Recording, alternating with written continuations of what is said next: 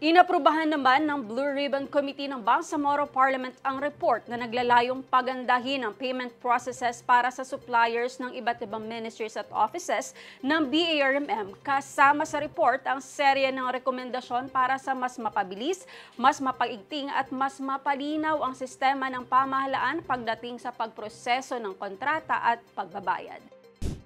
Binigyang diin ni Chief Minister Abdul Rauf Makakwa ang kahalagahan ng isyong ito kasabay ng pagbanggit sa kanyang executive order na bumuo sa Bangsamoro Task Force on Special Concerns at sa Task Force on Infrastructure Projects. Layunin ng mga ito na i-streamline ang mga operation ng gobyerno at tiyaking maayos ang pagtakbo ng mga proyekto. Sa ulat ng committee, inirekomenda ang pag-institutionalize ng dalawang task force para sa mas mahigpit na pagtutok sa mga proyekto, pagbibigay ng kapangyarihan sa alternate signatories para hindi maantala ang proseso, paglalagay ng malinaw na protocol tuwing election period at pagpapalakas ng contract management na nakabatay sa national laws.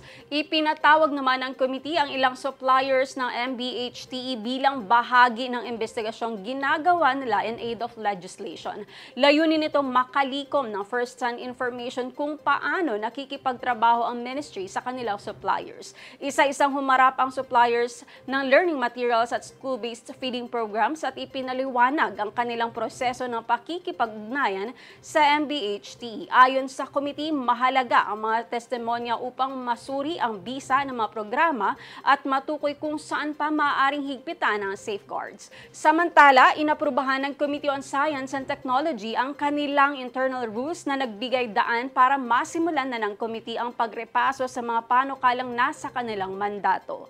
Tinalakay ng mga mambabatas ang mga mungkahing hakbang na layong palawakin ang scholarship opportunities para sa mga vulnerable groups, kabilang ang persons with disabilities, mga solo parent, mga balo, biyudo at kanilang mga anak.